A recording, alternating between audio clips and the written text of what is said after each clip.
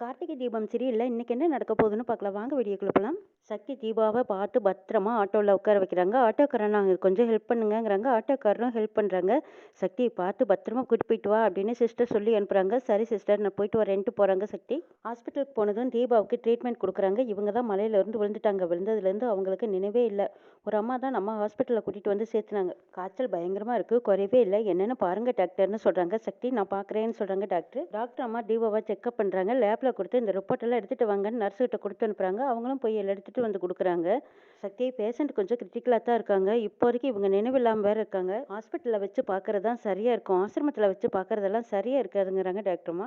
Doctor நீங்க சொல்றதெல்லாம் சரிதான், ஆனா இவங்க உயிருக்கு வெளியில ஆபத்து இருக்கு. பெங்களூர்ல இருந்து வந்திருக்கிற ஒரு பெரிய ரபடி இவங்களை கொல்றதுக்காக அவன் தேடிட்டு இருக்கான். அவனுக்கு பயந்துக்கிட்டு தான் நான் ஜிஹெச்ல இருந்து என் வீட்டுக்கு கூட்டிட்டு போய் இவங்களுக்கு நான் வைத்தியம் பார்த்துட்டு இருந்தேன். அங்கேயும் தெரிஞ்சு எப்படியோ என் வீட்டுக்கு வந்துட்டான். அதுக்கு முன்னாடியே நான் எப்படியோ தெரிஞ்சுதான் ஆசிரமத்துக்கு கூட்டிட்டு போனேன். அதனால இவங்களை ஹாஸ்பிட்டல்ல வச்சு ட்ரீட்மெண்ட் பார்க்கறதெல்லாம் ரிஸ்க் டாக்டருங்கிறாங்க சக்தி. இவங்க ஹாஸ்பிட்டல்ல இருக்கிறத யாராவது பார்த்து சொல்லிட்டாங்கன்னா அவங்ககிட்ட இருந்து காப்பாத்துறது கஷ்டம். ஹாஸ்பிட்டல்லயே இவங்க இருக்கிறது ரிஸ்க். எப்படியாவது இவங்க ஹஸ்பண்ட் கிட்ட இவங்கள பத்திரமா ஒப்படைக்கணும் டாக்டர். அதுக்காகத்தான் நான் இவ்வளவு தூரம் அல்லாடிக்கிட்டு இருக்கிறேன் டாக்டருங்கிறாங்க சக்தி. ஓகே உங்க நிலைமை எனக்கு நல்லா புரியுது, இருந்தாலும் பேஷண்டோட நிலைமையும் நீங்க நல்லா புரிஞ்சுக்கணும்னு சொல்றாங்க டாக்டர். டாக்டர் உங்க சிச்சுவேஷன் என்னங்கிறது எனக்கு புரியுது. இவங்கள ஹாஸ்பிட்டல்ல வச்சு ட்ரீட்மெண்ட் கொடுக்கறது இவங்க உயிருக்கு ஆபத்தா இருக்குது. அதனால தான் நான் யோசிக்கிறேங்கிறாங்க சக்தி. இவங்களை இப்போதைக்கு ஆசிரமத்தில் வச்சு பார்த்துக்கிறது தான் எனக்கு பாதுகாப்பாக இருக்குமோன்னு எனக்கு தோணுது. அதுக்கேற்ற மாதிரி நீங்கள் மெடிசன் எல்லாம் எழுதி கொடுங்கன்னு கேட்குறாங்க சக்தி. சரி நீங்கள் சொல்கிறதுல எனக்கு உடன்பாடு இல்லை, இருந்தாலும் அவங்க உயிருக்கு ஆபத்துன்னு வேற சொல்கிறீங்க. அதனால நான் சரின்னு சொல்லி அதுக்கான தேவையான மெடிசன் எல்லாம் எழுதி கொடுக்குறேங்கிறாங்க டாக்டர்மா. நான் கொடுக்குற மெடிசனை நீங்கள் ஃபாலோ பண்ணுங்கன்னு சொல்லிட்டு டாக்டர்மா மருந்து மாத்திரை எல்லாம் எழுதி கொடுக்குறாங்க. சக்தி இந்த மெடிசன் எல்லாம் ஃபாலோ பண்ணுங்க, இவங்களுக்கு மறுபடியும் ஏதாவது பிரச்சனைனா ஹாஸ்பிட்டல் கூட்டிகிட்டு வந்து என்னை கான்டாக்ட் பண்ணுங்கன்னு சொல்லிட்டு டாக்டர்மா சொல்கிறாங்க. சரிங்கிறாங்க. எனக்கு இருந்தாலும் ஒரு டவுட்டுங்கிறாங்க சக்தி. சொல்லுங்கிறாங்க. இவங்க இப்படியே இருக்காங்களே, கான்சியன்ஸ் எப்போ வரும்னு கேட்குறாங்க. வரும், ஆனால் எப்போ வரும்னு சொல்ல முடியாதுங்கிறாங்க. நான் கொடுக்குற மெடிசன் எல்லாம் நீங்கள் ஃபாலோ பண்ணுங்க, அதுலேருந்து அவங்க கொஞ்சம் கொஞ்சமாக ரிக்கவர் ஆகி வெளியில் வருவாங்க, அப்போ பார்த்துக்கலாங்கிறாங்க. சரின்ட்டு சக்தி அங்கேருந்து கிளம்புறாங்க. டாக்டர் அம்மா ஒரு நர்ஸ் கூப்பிட்டு இவங்களை ஆட்டோவில் ஏற்றி விட்டுக்கு ஹெல்ப் பண்ணுங்கன்னு சொல்லிட்டு அவங்க அங்கேருந்து போகிறாங்க. சக்தி தீபாவையும் கூட்டிட்டு ஆட்டோக்காரர்கிட்ட மியூசிக் கம்பெனிக்கு போகணுங்கிறாங்க. அது எங்கம்மா இருக்குன்னு சொல்கிறாங்க. நீங்கள் போங்க நான் சொல்கிறேன்னு கூட்டிகிட்டு போகிறாங்க. சக்தி மியூசிக் கம்பெனிக்கு முன்னாடி வந்துட்டாங்க. ஆனால் இவங்களை பார்த்துக்கோங்க, நான் உள்ளே போய் ஒருத்தர் பார்த்துட்டு வந்துடுறேன்ட்டு சக்தி அவசரமா உள்ள ஓடுறாங்க. சக்தி கம்பெனிக்குள்ள போறாங்க. அங்க முன்னாடி இருந்த ஒரு லேடி கிட்ட கேக்குறாங்க, நான் கார்த்திக் சாரை பாக்குறதுக்காக வந்திருக்கேன், அவங்க இருக்காங்களான்னு கேக்குறாங்க. இல்ல மேடம் அவங்க பிரதர் அருண் தான் இருக்காங்கங்கிறாங்க. அப்படியா, நான் அவங்கள தான் பாக்குறதுக்கு வந்திருக்கேங்கிறாங்க. என்ன மேடம் என்ன விஷயம், அர்ஜென்டா நான் அவங்கள பர்சனல் விஷயமா பார்த்தே ஆகணுங்கிறாங்க சக்தி.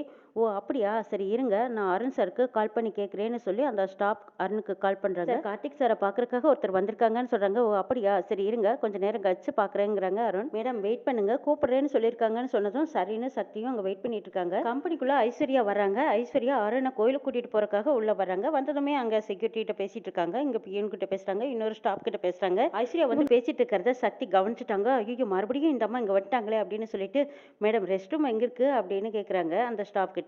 ஸ்டாப் இந்த பக்கமாக போங்கம்மா அப்படின்னு சொன்னதும் சரின்னு உள்ளே போய் ஒழிஞ்சு பார்க்குறாங்க சக்தி. ஐயோ கார்த்திக் சார் கிட்ட எல்லா உண்மையும் சொல்லிட்டு வரலான்ட்டு போன போது இவங்க தானே வீட்டில் இருந்தாங்க, இவங்க தானே கார்த்திக் சாரோட அண்ணி, இவங்க துங்காவோட ஆளாச்சே, இவங்க கண்ணில் பட்டுட்டோம் பிரச்சனை ஆயிடுமே. ஐயோ தீபா மேடம் வெளியில் இருக்காங்க, அவங்கள பார்த்துருப்பாங்களா அப்படின்னு சந்தேகத்தோட பதட்டத்தோட நிற்கிறாங்க சக்தி. இனிமேலும் நாம இங்கே இருந்தோம்னா ஆபத்து, உடனே கிளம்பிடணும்னு சக்தி வெகு வேகமாக வர்றாங்க. அந்த ஸ்டாப் கேட்குறாங்க, என்ன மேடம் கார்த்திக் சாரை பார்க்குறேன்னு சொன்னீங்களே பார்க்கலையான்னு கேட்குறாங்க. இல்லை மேடம் ஒரு அர்ஜென்ட்டாக ஒரு ஃபோனு, நான் பேசிட்டு வந்துடுறேன்ட்டு போயிடுறாங்க. சக்தி ஆட்டோவுக்கு போனதும் அண்ணே உடனே வண்டி எடுங்கங்கிறாங்க. யாரையோ பார்க்கணும்னு வந்தியம்மா பார்த்தாச்சாங்கிறாங்க. அது அப்புறமா சொல்கிறேன் நீங்கள் கிளம்புங்க அண்ணே அப்படின்னு சொல்கிறாங்க. ஆட்டோவும் வெகு வேகமாக எடுத்துகிட்டு போயிடுறாங்க. ஐஸ்வர்யா அருண் இருந்த ரூமுக்கு போகிறாங்க. ஐஸ்வர்யா நீ எதுக்கு எங்கே வண்டின்னு கேட்குறாங்க. அருண் அத்தை தான் உங்களை கோயிலுக்கு கூட்டிகிட்டு வர சொல்லி அனுப்பிச்சு வச்சாங்கங்கிறாங்க. அப்படியா, முக்கியமான வேலை இருந்துச்சு அதான் நானே வரலான்னு இருந்தேன், நீ எதுக்கு இங்கே வந்தேங்கிறாங்க. இல்லைங்க அத்தை தான் வலுக்கட்டாயமாக உங்களை கையோட கூட்டிகிட்டு வர சொன்னாங்கன்னு சொல்கிறாங்க ஐஸ்வர்யா. சரி போனா, சக்திங்கிற ஒரு பொண்ணு கார்த்தியை மீட் பண்ணுறதுக்காக வந்திருக்கிறதா சொன்னாங்க, அவங்கள நான் பார்த்துட்டு வரேங்கிறாங்க. ஐஸ்வர்யா நினச்சி பார்க்குறாங்க, சக்தினா அந்த நர்ஸு தானே, அவள் தானே நம்ம வீடு தேடி வந்து தீபாவை பற்றின உண்மையெல்லாம் சொன்னால் அந்த சக்தியாக இருக்குமா அப்படின்னு ஐஸ்வர்யாவுக்கு சந்தேகம் வருது. அவங்க வெளியில் இருக்கிறதா சொல்கிறாங்க. அவங்கள கொஞ்சம் கூப்பிட்றியா, அவங்கள பார்த்து பேசலாங்கிறாங்க அருண். சக்தியா சரி இருங்க நான் போய் கூட்டிகிட்டு வரேன்னு சொல்லிட்டு ஐஸ்வர்யா வெளியில் வராங்க. ஐஸ்வர்யா அந்த ஸ்டாஃப் கிட்ட கேட்குறாங்க, சக்தின்னு ஒருத்தர் வந்தாங்களாங்கிறாங்க. ஆமாம் மேடம் வந்தாங்க, கார்த்திக் சாரை பார்க்குறதா வந்தாங்க, அருண் சார் தான் இருக்கிறாங்கன்னு சொன்னதும் சரி அவங்கள பார்த்துட்டு போறேன்னு வெயிட் பண்ணிட்டு இருந்தாங்க. அப்புறம் திடீர்னு ஃபோன் வந்ததுன்னு வெளியில போயிட்டாங்க மேடம். அந்த சக்தி எதுக்காக வந்தேன்னு ஏதாவது சொன்னாங்களான்னு கேட்குறாங்க ஐஸ்வர்யா.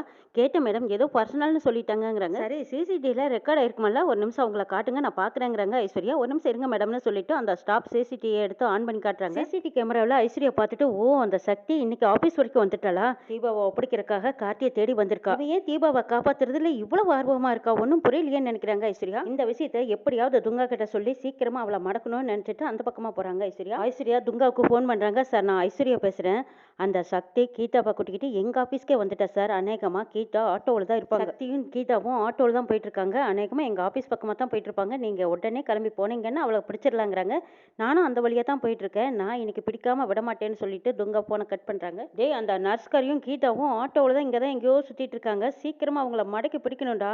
சீக்கிரம் வண்டி ஓட்டுன்னு ரவுடிக்கு உஷார்படுத்துறாங்க துங்கா. சரி நான் பாத்துக்கிறேன்ட்டு வண்டி வேகமா போயிட்டு இருக்குது. நமக்கே டிமிக்கி கொடுத்துட்டு இருக்காளா, நம்மளையே இவ்வளவு தூரம் தண்ணி கட்டிட்டு இருக்கிற இவளை இன்னைக்கு விடவே கூடாதுடா. 2 பேத்தையும் கண்ணுல பாத்துட்டா அங்கேயே அப்பவே போட்டு தள்ளணும்டாங்கிறாங்க. சரின்ட்டு போறாங்க ரவுடி. டேய் நாலா பக்கமும் எந்த ஆட்டோவில் இருக்கான்னு நல்லா தேடி பாத்துக்கிட்டே வாங்கடா அப்படிங்கிறாங்க துங்கா. சரி நாங்க பாத்துக்கிறோம். நாலா பக்கமும் பாத்துக்கிட்டே வராங்க. ஐஸ்வர்யா ரூம்குள்ள போறாங்க. என்ன ஐஸ்வர்யா நீ மட்டும் வர, அந்த சக்தி எங்கேன்னு கேக்குறாங்க. அவங்க அர்ஜென்ட்டா ஏதோ போன் பேசிட்டு வரேன்ட்டு போனாங்களாமே, அப்படியே போயிட்டாங்க போல இருக்குங்கிறாங்க. அவங்க கார்த்தியை பாக்குறதுக்கு வந்ததா சொன்னாங்களாமே, நீ என்ன அவசரம்னு தெரியலையே அப்படின்னு அருண் சொல்றாங்க. சரி பார்க்க வந்தவங்க அவசரமா கிளம்பி போயிட்டாங்க, அதை விடுங்க நீங்க கிளம்புங்கன்னு கூப்பிடுறாங்க ஐஸ்வர்யா. டைம் ஆயிட்டு இருக்குது, கோயிலுக்கு போலாம், இல்லைன்னா அத்தை சத்தம் போடுவாங்க வாங்கன்னு சொன்னதும் சரி போலாம் அப்படின்னு சொல்லி அருண் ஐஸ்வர்யா 2 பேரும் அங்கிருந்து கிளம்புறாங்க. கார்த்திக் கீதா 2 பேரும் கோயிலுக்கு வந்திருக்காங்க. சார் இப்பவும் நான் கேட்கறேன்னு தப்பா நினைச்சுக்காதீங்க, ஏதோ சடங்கு செய்யறதுக்காக தான் ஆண்டி என்னை கூட்டிட்டு வந்திருக்காங்கிறாங்க. ஆமாங்க வாங்க உள்ள போலான்னு கார்த்தி சமாதானம் பண்ணி கீதாவை உள்ள கூட்டிட்டு போறாங்க. கீதா கார்த்தி 2 பேரும் உள்ள வந்ததுக்கு அப்புறமா ஐயர்கிட்ட எல்லாமுக்கும் ஏற்பாடு பண்ணி தயார் பண்ணி வைக்க சொல்லியிருந்தேன், ரெடி பண்ணிட்டாரான்னு நான் போய் பார்த்துட்டு வரேன்னு அபிராமி அம்மா அந்த பக்கம் போறாங்க. மீனாட்சி மைதிலியும் 2 பேரும் பேசிக்கிறாங்க. மீனாட்சி இப்படி கொஞ்சம் வாங்கன்னு கூட்டிட்டு போறாங்க. இங்க சடங்கு மட்டும் தான் நடக்க போதா இல்ல வேற என்னாச்சும் நடக்குதாங்கிறாங்க. ஏன் அப்படி கேட்கறாங்க மைதிலின்னு கேட்கறாங்க.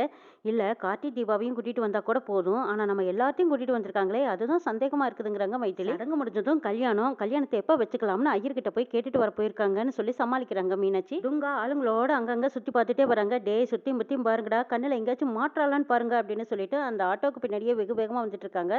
சக்தி தீபா 2 பேரும் வந்துட்டு இருக்கும்போது சக்திக்கு சந்தேகம் வருது. என்னது அந்த கார் நம்மளை ஃபாலோ பண்ற மாதிரியே இருக்கு அப்படின்னு பாக்குறாங்க கீதா. சக்தி எட்டி பார்த்ததும் துங்கா கவனிச்சிடுறாங்க. அந்த ஆட்டோவில் போறது நர்ஸ் தான். அந்த ஆட்டோவையே ஃபாலோ பண்ணுங்கடா, அதுல தான் போய்கிட்டு இருக்கிற, அவளை இன்னைக்கு விடக்கூடாது, போங்கடா வெகு வேகமா போங்கடாங்கிறாங்க. அச்சோ பின்னாடி வருது துங்கா தானா, இவங்கிட்ட மாட்டிட்டோம், தீபா மேடத்தை காப்பாற்றவே முடியாது, அண்ணனே கொஞ்சம் சீக்கிரமா போங்கன்னு ஆட்டோக்காரரை கெஞ்சுறாங்க. சக்தி போறேம்மான்ட்டு போறாங்க. இந்த ஐஸ்வர்யா தான் நம்மளை பார்த்து எப்படியோ தகவல் சொல்லிட்டா போல இருக்கு, அதுதான் துங்கா ஃபாலோ பண்றான். ச்சே இவன் எப்படி இருந்தாலும் விடமாட்டான் போல இருக்கேன்னு சக்தி முடிஞ்ச வரைக்கும் போராடிட்டு வராங்க. அந்த நர்ஸ் நம்மளுக்கு தண்ணி கட்டிட்டே இருக்கா, இன்னைக்கு என்னானாலும் சரி அவளை விடவே கூடாது, வேகமா போங்கடா அப்படின்னு சொல்றாங்க துங்கா. ரவுடிங்களும் வெகு வேகமா வந்துட்டு இருக்காங்க. சக்தி என்ன பண்றதுன்னு புரியாம தீபாவை காப்பாத்துறதுக்காக படு முயற்சியில இறங்கியிருக்காங்க. டேய் அந்த சந்தில ஆட்டோ திரும்புது பாரு, போங்கடாங்கிறாங்க. அச்சோ இவனுங்க நம்மளை ஃபாலோ பண்ணிட்டே வராங்க, எங்க போனாலும் விடமாட்டானுங்க போல இருக்குது. எப்படியாவது தீபா மேடத்தை இவனுங்கிட்ட இருந்து காப்பாற்றணும், எங்கேயாவது ஒளிச்சு வைக்கணுமே, என்ன பண்ணலாம்னு யோசிக்கிறாங்க. காருக்கு முன்னாடி ஆட்டோ முன்னாடி வந்துடுது. கார் அங்க ஏதோ டிராபிக்ல மாட்டிக்கிடுச்சு. திரும்பி பாக்குறாங்க சக்தி. அப்பாடா நல்ல வேலை, ஏதோ டிராபிக்ல மாட்டிட்டாங்க போல இருக்கு, நல்ல வேலை நம்ம தப்பிச்சோம்.